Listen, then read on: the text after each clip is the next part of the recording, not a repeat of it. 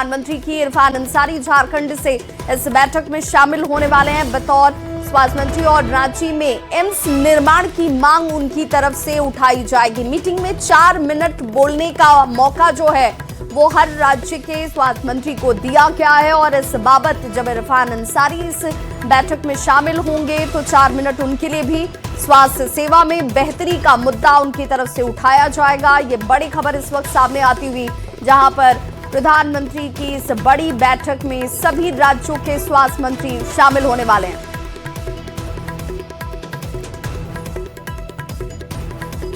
और रांची से बड़ी खबर आ रही है, कोहरे का विमान सेवा पर व्यापक असर देखने को मिल रहा है। देरी से रांची पहुंच रही हैं ज्यादातर फ्लाइट्स। इंडिगो की पुणे, हैदराबाद, दिल्ली की फ्लाइट देरी से पहुंच रही है। इंडिगो की कोलकाता की 2 फ्लाइट्स जो है वो कैंसिल हो चुकी है। 15 जनवरी विंटर शेड्यूल तक फ्लाइट को रद्द कर दिया गया है। सुबह और शाम की कोलकाता की फ्लाइट रद्द कर दी गई है। ये सब कुछ कोहरे की वजह से विजिबिलिटी काफी कम है और इस वजह से एहतियाती तौर पर देखा जाए तो विमान सेवा से जुड़े हुए सभी इस तरीके के बदलाव जो हैं वो सामने आते हुए सुबह और शाम की कोलकाता की फ्लाइट को इंडिगो ने रद्द कर दिया है।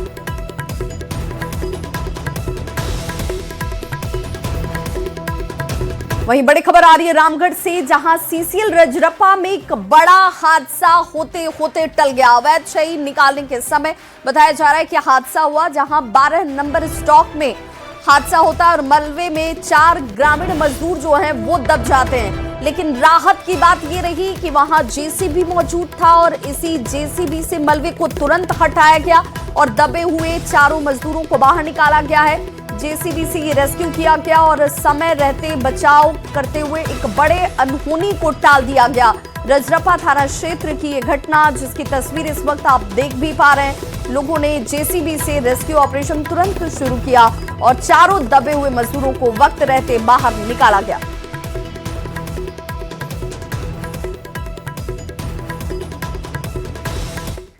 बड़ी खबर बोकारो से, जहां जिले के दामोदर नदी से बालू का अवैध कारोबार जो है जोर शोर से चल रहा है। चास, मुफस्सिल और महुदा थाना क्षेत्र की बात करें तो ट्रैक्टर नदी में उतारकर बालू निकालने का काम जो है वो लगातार किया जा रहा है। पुलिस और खनन विभाग जरूर मौजूद है लेकिन इसके बावजूद देखिए कारोबारियों पर इसका कोई असर नहीं पड़ता। हम आपको तस्वीरें दिखा रहे हैं, लाल घेरे में आपको दिख रहा होगा किस तरीके से यहाँ पर ट्रैक्टर लगे हुए हैं, लोगों की मौजूदगी है जो यहां से बालू का उठाव कर रहे हैं और इसके बावजूद किसी तरह की कोई कार्रवाई नहीं हो रही, इन पर कोई एक्शन नहीं हो रहा। अवैध खनन खुलेआम चल रहा है। खनन और बालू के अवैध कारोबार को लेकर लगातार जो खबरें हैं सुर्खियां बनती है, लेकिन हम दामोदर नदी के पास खड़े हैं और आपको आज हम 2 जिलों की तस्वीर दिखाना चाहते हैं। हम खड़े हैं बोकारो जिले के चास मुफस्सिल थाना क्षेत्र में और सामने हम तस्वीर दिखाना चाहते हैं कि यह धनबाद जिला है। आप देख सकते हैं कि उस पार धनबाद जिला है और इस पर जो है बोकारो जिला है। आप देख सकते हैं कि किस प्रकार से जो बालू का जो अवैध खेल वो चल रहा है। दोनों जिले के जो लोग हैं वो बालू तस्करी में पूरी तरह से लगे हुए हैं। जब खबरें चलती हैं तो कहा जाता है कि बालू की तस्करी नहीं हो रही है, लेकिन तस्वीरें जो है कभी झूठ नहीं बोलती हैं और वो भी जब वीडियो हो और जब मौके पर मौजूद रह के कोई रिपोर्टिंग हो रही हो तो इसको कभी भी नकारा नहीं जा सकता है। हम कह सकते हैं कि बोकारो जिले के चास मुफस्सिल थाना क्षेत्र में अवैध रूप से बालू का कारोबार जो है वो निरंतर चल रहा है। तस्वीरें आप दिखाना चाहते हैं, जहां से दिखा रहे हमारे कैमरामैन, वो बोकारो जिले का जो है चास मुफस्सिल थाना क्षेत्र है और जैसे ही हम कैमरे को पैन करेंगे आप दिखाएंगे कि ये जो है धनबाद जिले का जो है मोहदा थाना क्षेत्र पड़ेगा। तो हम कह सकते हैं कि जिस प्रकार से बालू का अवैध कारोबार चल रहा है और खुलेआम चल रहा है, तो हम कह सकते हैं कि बिना प्रशासन, खनन विभाग, पुलिस की मिलीभगत के बिना यह संभव नहीं है। तो ऐसे में बड़ा सवाल है कि आखिर जो ये क्षेत्र जो है वो धनबाद लोकसभा में पड़ता है और बाघमारा का क्षेत्र पड़ता है और इसके विधायक जो हैं वो भाजपा के हैं और इधर कांग्रेस के विधायक है। तो हम क्या कह सकते हैं कि दोनों नेताओं को नजर नहीं आ रहा है क्योंकि कोई नेता जामताड़ा से जाकर दिखाते हैं कि यहाँ पर बालू का अवैध खनन हो रहा है, तो आप आखिर अपने पार्टी के लोग भी क्या कर रहे हैं? बड़ा सवाल है। क्या बिना मिलीभगत के यह संभव है? यह बड़ा सवाल है। और हमने तस्वीर इसलिए दिखाई है कि आप देख सकते हैं कि जो अवैध का बालू कारोबार है वो निरंतर जो है धड़ल्ले से चल रहा है और प्रशासन जो है पूरी तरह से मौन है। जनता को अधिक रेट पे बालू खरीदना पड़ रहा है। मृत्युंजय कुमार, न्यूज 18, बोकारो। झारखंड सरकार की पहल से पूर्वी सिंहभूम जिले की महिलाओं को नया रोजगार मिल रहा है। जी हां, उद्यान कृषि विभाग ने पहली बार 216 महिलाओं को मशरूम की खेती का प्रशिक्षण दिया है। पटमदा, पुटका, घाटशिला और बहरागोड़ा क्षेत्र की महिलाएं पुआल में मशरूम उगाकर बाजार में बेच रही हैं। इससे धान का पुआल जलाने की समस्या भी अब कम हुई है। घर बैठे महिलाओं को अच्छी कमाई हो रही है और अपने परिवार के लिए वो आर्थिक तौर पर सहायता प्रदान कर रही हैं। तो मशरूम का टर्निंग हो रहा है।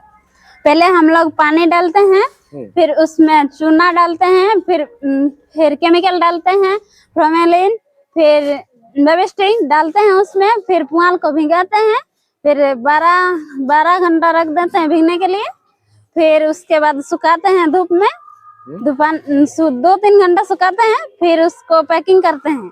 बीपी थाली में डालते हैं और पैकिंग करते हैं, बीजा डालते हैं, फिर 30 दिन के लिए छोड़ देते हैं, फिर उसमें निकल आता है मशरूम। यहाँ पे 34 महिलाएं हैं जो मशरूम का प्रशिक्षण कर रही है 5 दिवसीय।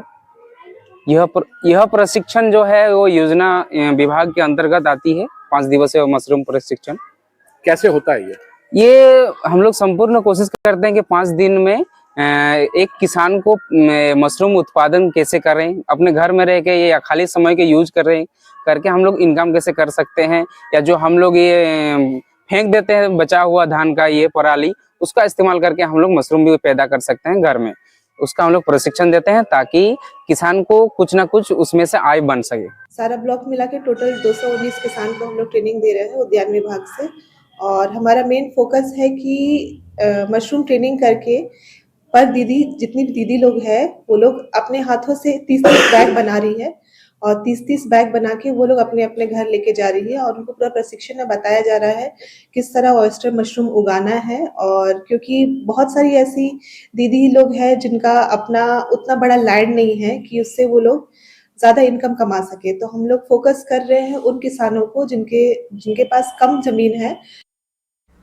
और बड़ी खबर जमशेदपुर से आ रही है, जहां आरओ प्लांट में भीषण आग लग गई। आग लगने की हालांकि वजह क्या रही, इसे जांच के दायरे में रखा गया है। लोगों के बीच दहशत जरूर देखने को मिली।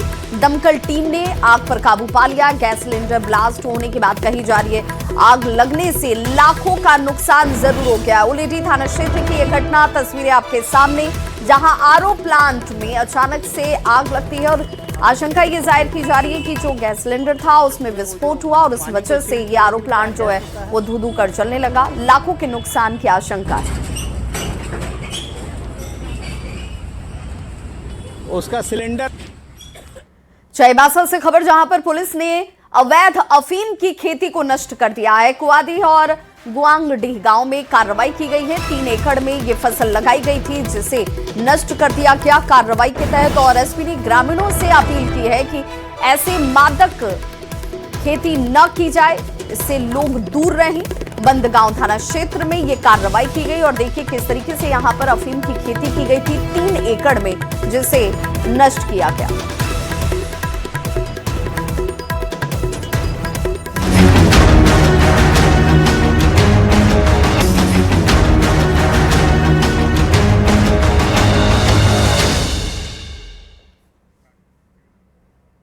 बात करेंगे झारखंड के मौसम की, तो झारखंड में ठंड का असर लगातार बढ़ता जा रहा है। राजधानी रांची समेत कई जिले में इस वक्त घना कोहरा साफ नजर आता है और यही वजह है कि उत्तर पश्चिमी दिशा से आ रही ठंडी हवा की वजह से सुबह और शाम कनकनी बढ़ गई है। मौसम विज्ञान केंद्र रांची ने कड़ाके की ठंड को लेकर अलर्ट तक जारी कर दिया। अगले 3 दिनों तक ठंड से लोगों को किसी तरह की कोई राहत मिलने की संभावना नहीं है। पिछले 24 घंटे में मौसम का हाल इसी तरीके से देखने को मिला और पूरे राज्य में मौसम शुष्क बना हुआ है।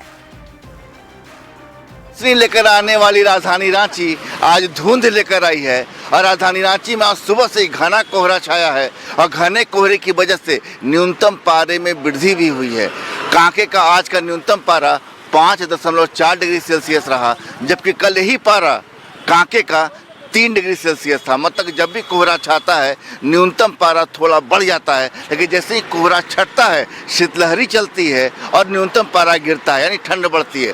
कुल मिलाकर देखिए ठंड में कहीं कोई कमी नहीं है। राजधानी रांची में आप जहाँ भी जाएंगे तो ऐसे नज़ारे आपको वहाँ मिलेंगे कि लोग जो हैं सुबह सुबह जो लोग अपने काम पर निकलते हैं वो अलाव की शरण में हैं। जुगाड़ के जरिए कहीं सूखे पत्तों को जमा कर दिया गया है और जो लोग हैं उसी तरीके से देखिए ठंड से बचते हुए नजर आ रहे हैं। क्या भैया क्या काम करते हैं?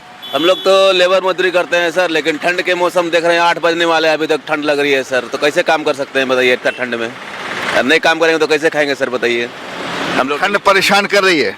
जी सर, ठंड परेशान कर रही है। डेली कमाने वाला बाल बच्चा पालने वाला आदमी है सर, हम लोग डेली नहीं खाएं खा नहीं पाएंगे। देख सकते हैं कि ठंड लोगों को किस तरह परेशान कर रही है। जाहिर है कि घर से बाहर निकल कर कमाना भी है, ठंड से बचना है, परिवार को पालना भी है।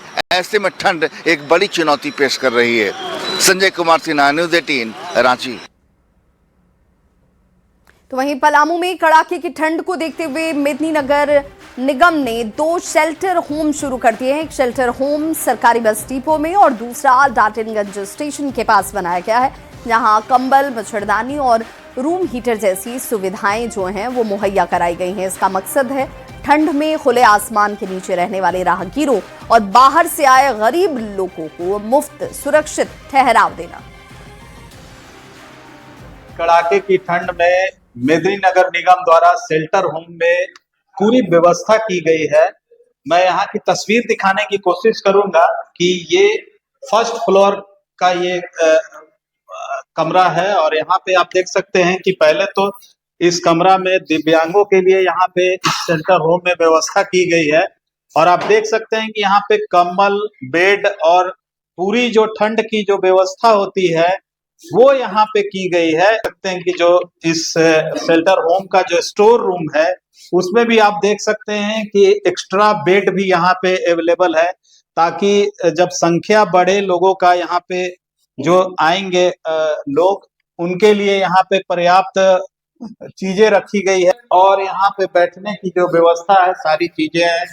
टीवी यहाँ पे व्यवस्था है, गेम का भी है, उसके अलावा किचन भी है। इस शेल्टर होम में महिला का भी ये वार्ड बनाया गया है। हमारे यहाँ से हर एक तरह की फैसिलिटी है। जो महिला आती हैं उसको हम लोग बिल्कुल हम सेफ्टी के साथ रखते हैं। यहाँ पर हम मेरा भी रूम यहीं पे है और हम लोग साथ रखते हैं। यहाँ पर जो महिला आती है उसको कंबल देते हैं ओढ़ने के लिए, मच्छरदानी देते हैं लगाने के लिए और हीटर हमारे पास। लगातार नगराध्यक्ष के आदेश से और जिला प्रशासन और विभागीय आदेश से हम लोग खास करके सर्दी के दिनों में जितने भी लोग बाहर सोते हैं, फुटपाथी जितने भी होते हैं, हम लोगों को दिशा निर्देश भी है और एक हम लोगों का एक कर्तव्य भी है कि जो भी लोग बाहर सो रहे हैं, इतनी अच्छी व्यवस्था सरकार के द्वारा दी गई है तो उन व्यवस्थाओं का हम लाभ पहुंचा सके। निगम के कर्मी और अधिकारी जो हैं लगातार लोगों से अपील कर रहे हैं कि शेल्टर होम में इस कड़ाके की ठंड में पहुंचे और जो यहाँ पे व्यवस्था की गई है ठंड को देखते हुए उसका लाभ उठाएं।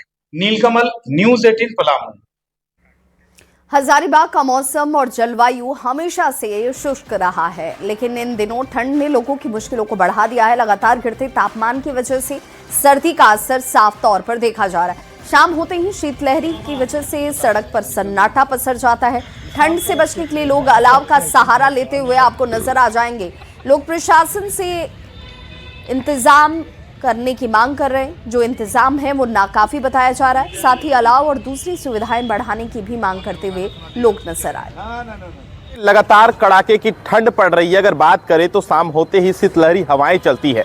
हजारीबाग शहरी क्षेत्र की तस्वीर मैं दिखा रहा हूं। लोग जो है अलाव की व्यवस्था कर जो है कहीं ना कहीं शरीर को गर्माहट करने का प्रयास कर रहे हैं। तो कह सकते हैं कि जिस तरीके से लगातार हजारीबाग में तापमान में जो है वो गिरावट देखने को मिला है, तो ऐसे में जो है ठंड का जो है वो प्रकोप बढ़ता जा रहा है। क्या देखने को मिल रहा है अभी यहाँ की तापमान? ठंड काफ़ी ज़्यादा है और तापमान यहाँ का 8 से 9 डिग्री है, इसलिए आग के समीप हम लोग बैठे हुए हैं। शीतलहरी चल रही है। बस यही है, हजारीबाग का ठंड तो अपने में फेमस है पूरे झारखंड में कि सबसे कम कांके होता है, नहीं तो फिर हजारीबाग होता है। वैसे गरीब लोग जो सड़कों पे लगातार रहते हैं, सरकार की ओर से अभी तक ध्यान आकृष्ट उस ओर नहीं हुआ है। और सरकारी ओर से नगर निगम की बात किया जाए तो नगर निगम कुछ जगहों पे सिर्फ अलाव की जुगाड़ की है, लेकिन अगर व्यापक तौर पे देखें तो हर जगह पे न ही अलाव की व्यवस्था की गई है और न ही लोगों के लिए कंबल का व्यवस्था किया गया है। तो कहीं ना कहीं जो राज्य सरकार है, जिला प्रशासन है, उसको इस ओर इशारा होना चाहिए। ये अलाव जो है, व्यवस्था जो है, वो देखकर ही समझ गए होंगे ठंड का प्रकोप किस तरीके से बढ़ रहा है। अब जब शीतलहर चढ़ेगी ना तो और कनकनी बढ़ेगी तो और मुश्किल होगी और टेम्परेचर लगातार नीचे गिर रहा है। तो बस यही सहारा है। शाम के वक्त में अगर ये आपने अलाव नहीं जलाया है तो आप बाहर नहीं रह सकते हैं, आपको भाई घर भागना पड़ेगा। सड़क पर जो है देर शाम होते ही सन्नाटा पसर जाता है। तो बात कर ले चौक चौराहों पर जो लोग होते हैं वो अलाव की व्यवस्था कर जो है शरीर को गर्माहट करने का प्रयास कर रहे हैं। सुशांत सोनी, न्यूज़ 18, हजारीबाग। बाबा वैद्यनाथ की नगरी देवघर में आज सुबह घना कोहरा छाया रहा, जिससे विजिबिलिटी बेहद कम रही। कोहरे की वजह से सड़कों पर गाड़ियां धीमी रफ्तार से चलती हुई दिखी और लोगों को आने जाने में दिक्कतों का सामना करना पड़ा। ठंड भी पहले से ज्यादा लोग महसूस कर रहे हैं। सुबह काम पर निकलने वाले लोगों को सबसे ज्यादा सतर्क रहने की जरूरत है। मौसम विभाग का कहना है कि अगले कुछ दिनों तक ठंड और कोहरे का असर ऐसे ही बना रहेगा। आदमी निकलने में बहुत कटकटी आ रहा है और इस तरह का 15-20 दिन के बाद ही ऐसा हुआ है। एकदम पूरा घना कोहरा है, पूरा घना कोहरा है, एकदम दिखता है, बहुत कम दिखता है, एकदम नहीं बराबर। देवघर में एक बार फिर से ठंड ने दस्तक दे दी है। आज सुबह से ही पूरा देवघर घने कोहरे की चादर में लिपटी हुई है। सुबह से ही घना कोहरा से विजिबिलिटी काफी कम हो गया है, साथ ही साथ ठंड में भी बढ़ोतरी देखी जा रही है। मौसम विभाग की माने तो अगले 2 से 3 दिनों तक इसी तरह का मौसम रहने वाला है। घने कोहरे से देवघर जो है ढका रहेगा। तो देवनगरी देवघर में एक बार फिर से ठंड ने दस्तक दी है। इसके साथ साथ घने कोहरे की चादर में पूरा देवघर लिपटा हुआ है। मनीष दुबे, न्यूज़ 18, देवघर। वहीं रामगढ़ से बड़ी खबर आ रही है। वन प्रमंडल में हाथियों का उत्पात लगातार देखने को मिल रहा है। हाथियों ने 2 और लोगों की जान ले ली है। अब तक कुल 6 लोगों ने अपनी जान गंवा दी है। 42 हाथियों का झुंड जमकर उत्पात मचाता हुआ वन विभाग हाथियों को हालांकि भगाने में प्रयास लगातार कर रहा है। वन प्रमंडल में हाथियों के उत्पात से जुड़ी हुई बड़ी खबर। लोगों से घरों में रहने की अपील वन विभाग की तरफ से की जा रही है। अब तक 6 लोगों ने अपनी जान गंवा दी है।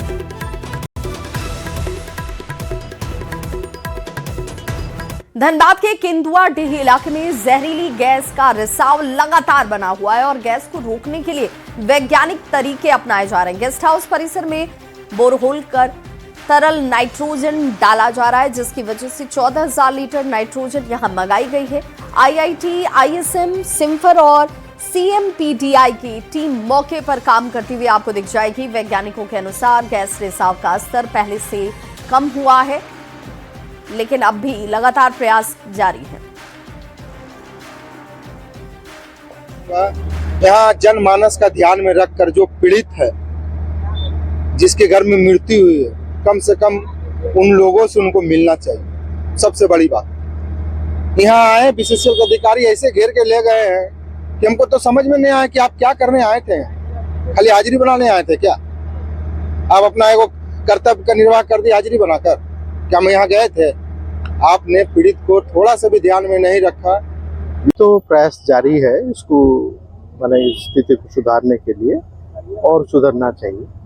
तो नाइट्रोजन फिलिंग अब हो रही है। अभी 3 बोरहोल और 2 बोरहोल पोटेंशियम के लिए, 3 बोरहोल फिर पोटेंशियम के लिए। इससे लग रहा है कि पोटेंशियम के लिए तो मोनोऑक्साइड का असर वो कम हो जाए, बिल्कुल कम होगा इनिशियली, उसके बाद फिर हम लोग मॉनिटर करके खत्म कैसे होगा वो तो बता नहीं सकता एग्जैक्टली कोई, लेकिन प्रयास जारी है। मीडिया के माध्यम से हार कंट्रोल करने के लिए, स्थिति की जांच करने के लिए वैज्ञानिक विधि से हम लोग आए हुए हैं और आज की स्थिति को हम लोग देख रहे हैं। पहले से अब स्थिति में कंट्रोल में आया है। पौष महीने को खरमास महीना कहा जाता है और इस महीने में किसी भी तरह का शुभ कार्य जो है वो नहीं होता। लेकिन क्या आप ये जानते हैं कि 12 ज्योतिर्लिंग में से एक शिव शक्ति के स्थान वैद्यनाथ धाम देवघर में खरमास का दोष नहीं लगता है। यहाँ पौष महीने में भी कई मांगलिक काम किए जाते हैं। मंदिर के पुरोहित कहते हैं यहाँ शिव और शक्ति विराजमान है और इसे मनोकामना लिंग भी माना जाता है, जिस वजह से यहाँ खरमास का दोष नहीं लगता। यही आ रहा है जैसे यज्ञोपवीत, मुंडन, शादी विवाह इत्यादि ये सब धनु राशि में जब भगवान जाते हैं तो नहीं होता है, लेकिन यहाँ पुराना परंपरा है, यात्री लोग आते हैं और चूंकि हमारे यहाँ देवादिदेव महादेव कामनालिंग ज्योतिर्लिंग है और शक्ति इनके साथ विराजमान है, तो यहाँ बहुत यात्री आते हैं जो सब नहीं मानते। खड़मास जैसे पुरुषोत्तम मास, अधिक मास जो होता है 2.5 साल में एक बार आता है, तो सब जगह जो है पूजा पाठ विशेष पूजन बंद हो जाता है, लेकिन हमारे यहाँ बाबा बैद्यनाथ धाम में ये पूजन परंपरा से चला। और फिलहाल यहाँ रुक रहे छोटे से अंतर